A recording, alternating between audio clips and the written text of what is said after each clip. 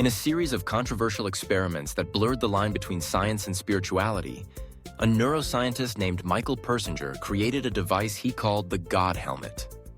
He placed this helmet on the heads of ordinary people and used complex magnetic fields to stimulate their temporal lobes. The results were shocking. A staggering 80% of participants reported feeling a sensed presence in the room, an unseen sentient being. Some even described it as feeling the presence of God. This raises a profound and tantalizing question. Is there a God spot in the human brain? Is faith, belief, and the capacity for spiritual experience hardwired into our very DNA? The stakes of this question are enormous.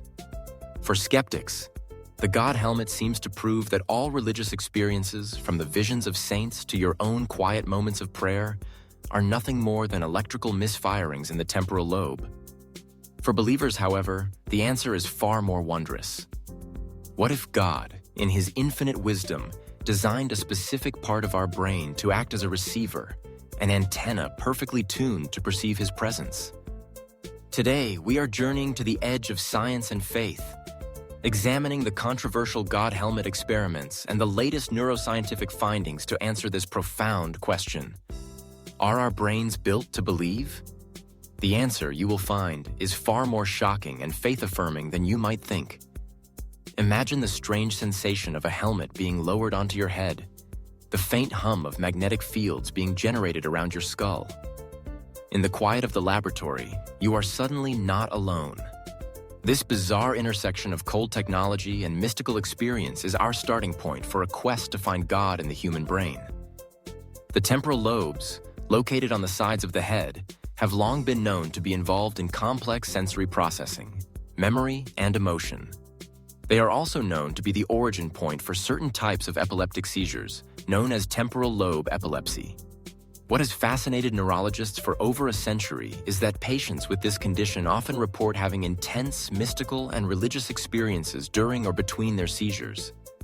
They describe feelings of divine presence, visions of angels, and a profound sense of cosmic significance. This led the great neurologist V.S. Ramachandran to label the temporal lobes as a potential God spot, a neural pathway for religious experience. Michael Persinger took this idea a step further. He theorized that if natural electrical stimulation in the temporal lobes, like in epilepsy, could cause religious experiences, perhaps he could induce them artificially with magnetic fields. Thus, the God helmet was born.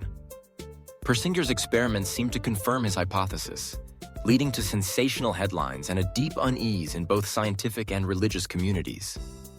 The cold, sterile environment of a lab suddenly felt like a haunted house or a holy sanctuary, depending on your perspective.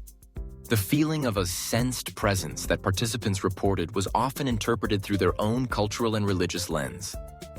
Atheists might describe it as an alien or an ancestor, while religious individuals would often identify it as God, Jesus, or an angel. This suggests that the brain may provide the raw sensory experience, but our mind and beliefs provide the interpretation. But is the God helmet story the whole story? Not at all. Persinger's experiments have faced significant criticism. Other researchers have tried to replicate his findings and have failed, suggesting that the results may have been due to suggestion or a placebo effect.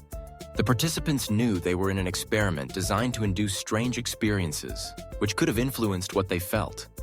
However, the failure to replicate the God helmet's effects doesn't close the book on this topic.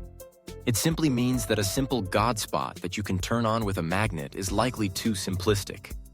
Modern neuroscience, with its more advanced tools like fMRI, has shown that spiritual experience is not located in one single spot, but involves a complex network of different brain regions working together. As we explored in the topic of neurotheology, prayer and meditation involve changes in the frontal lobes, focus, parietal lobes, sense of self, and the limbic system, emotion. It's not a single spot. It's more like a God circuit or a God network distributed throughout the brain. This is where the story turns from a potentially materialistic explanation into a profoundly faith-affirming one. The fact that our brains are so intricately and complexly wired for spiritual experience is, in itself, evidence of incredible design. It suggests that the capacity for belief, for transcendence, for seeking and connecting with a creator, is a fundamental part of what it means to be human. It's not an accidental byproduct of evolution. It's a core feature. Imagine an advanced radio receiver. It has circuits for tuning, circuits for amplifying the signal, and circuits for turning that signal into sound.